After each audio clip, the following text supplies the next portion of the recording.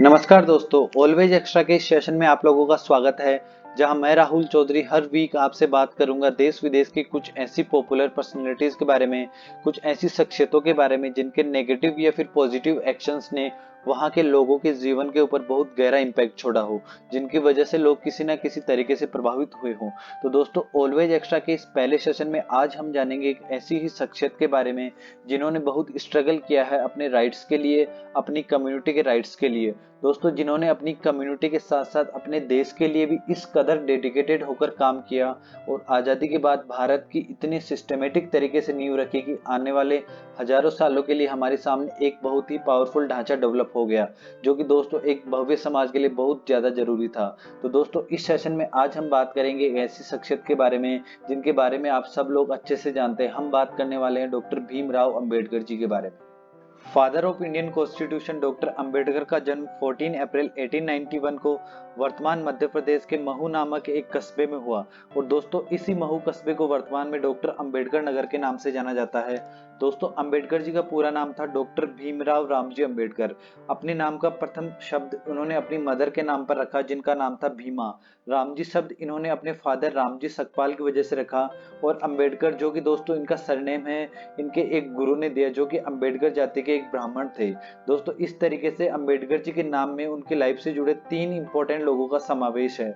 दोस्तों, अंबेडकर जी अपने पेरेंट्स की सबसे आखिरी संतान थी और ये 14 भाई बहनों में सबसे छोटे थे, जिनका जन्म महार जाति के एक गरीब परिवार में हुआ।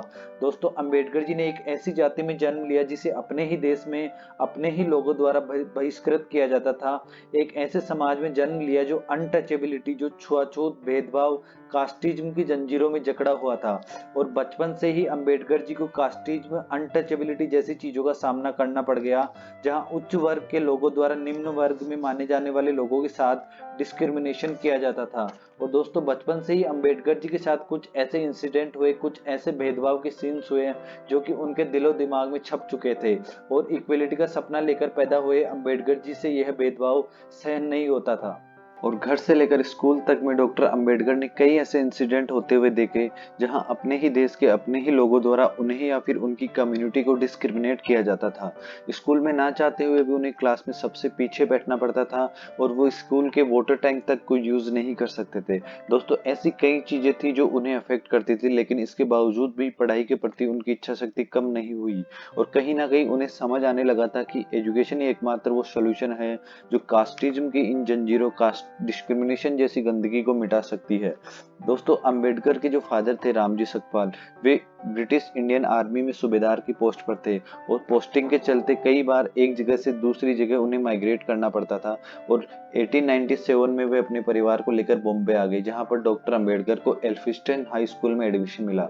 दोस्तों, ये एल्फिस्टन हाई स्कूल उस जमाने में बहुत ही रेपुटेड स्कूल माना जाता था, जहां नामी ग्रामी लोगों के बच्चे ही पढ़ते थे। और अंबेडकर अपनी कम्युनिटी के ऐसे पहले बच्चे थे जिन्हें इस स्कूल में एडमिशन मिला और यहीं से उन्होंने अपनी मैट्रिक्स की परीक्षा भी पास की। इसके बाद बॉम्बे यूनिवर्सिटी से उन्हें 1912 में उन्होंने इकोनॉमिक्स एंड पॉलिटिकल साइंस से बीए की डिग्री भी प्राप्त की। और इसी के साथ साथ पढ़ाई में डॉक्टर अंबेडकर का इंटरेस्ट और ज्यादा बढ़ने लगा और इसी दौरान 1913 में उन्हें अमेरिका जाने का मौका मिला, जहां कोलंबिया यूनिवर्सिटी से उन्होंने अपनी मास्टर्स की डिग्री भी प्राप्त की। दोस्तों, उनके अमेरिका जाने के पीछे भी एक इंटरेस्टिंग स्टोरी है। दोस्तों, जब अंबेडकर जी की पढ़ाई चल रही थी, उस समय देश में आज़ादी के लिए लड़ाई का दौर था। कुछ लोग फ्रंट फुट पर आकर आज़ादी के लिए लड़ाई लड़ रहे थे और कुछ लोग बैक एंड में रहकर अपने तरीके से अपनी लड़ाई लड़ रहे थे। उन्हीं में से एक थे बड़ौदा के महाराजा गायकवाड़ जी। तो दोस्तों, गायकवाड़ जी क्या करते थे कि वे उन लोगों की मदद करते थे, उन लोगों को फंड करते थे जिनमें वाकई में कोई काबिलियत हो, वाकई में उनमें टैलेंट हो, उन लोगों की हेल्प करते थे।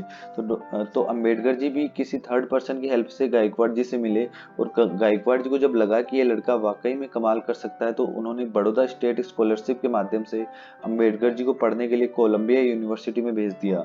और इसी दौरान उन्होंने कुछ थीसिस भी लिखी जो कि उस समय देश की सिचुएशन पर बेस्ड थी।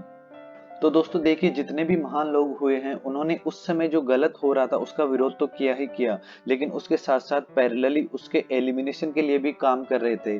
तो इसी तरीके से अंबेडकर जी भी अपने राइट्स के लिए तो लड़ ही रहे थे, अपनी कम्युनिटी के राइट्स के लिए तो लड़ ही रहे थे, लेकिन इसके साथ साथ वे कुछ ऐसा भी प्लान कर रहे थे जो भेदभाव के विक्टिम्स का जीवन हमेशा के लिए बदल दे।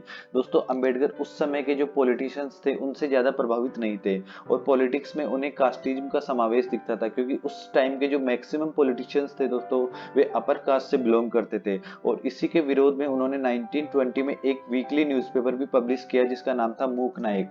और दोस्तों इस मूक नायक न्यूज़पेपर में भी जो ऑर्थोडॉक्स जो रूढ़िवादी पॉलिटिशियंस थे उनके द्वारा जो भेदभाव को बढ़ावा दिया जाता था उसके खिलाफ उनकी आलोचना लिखते थे। और दोस्तों ये मूक नायक न्यूज़पेपर इतना पॉपुलर हुआ देश में कि पूरे देश में लोग उनको फॉलो करने लगे और उनके साथ लोग आने लगे।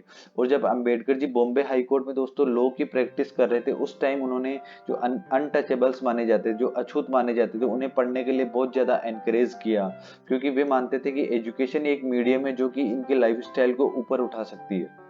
तो दोस्तों जब 15 अगस्त 1947 को देश आजाद हुआ तो उससे पहले डॉक्टर अंबेडकर एक ऐसी शख्सियत बन चुके थे शायद जिनकी जरूरत एक नए भारत को भी थी। और इसीलिए जब आजादी के बाद पहली बार इंडिपेंडेंट इंडियन गवर्नमेंट बनी तो सत्ता में आई कांग्रेस पार्टी के द्वारा उन्हें एक प्रपोजल दिया और वे आजाद भारत के पहले लॉ एंड जस्टिस मिनिस्टर बने। 29 अगस्त 1947 को उन्हें संविधान की जो ड्राफ्टिंग कमेटी थी, संविधान की प्रारूप समिति का चेयरमैन अपॉइंट किया। और जिस दर्द से, जिन भेदभाव से वे गुजर चुके थे, शायद इसीलिए उन्होंने संविधान में जो समानता शब्द है, इक्वलिटी जो शब्द है, उसे स्वतंत्रता से भी पहले रखा।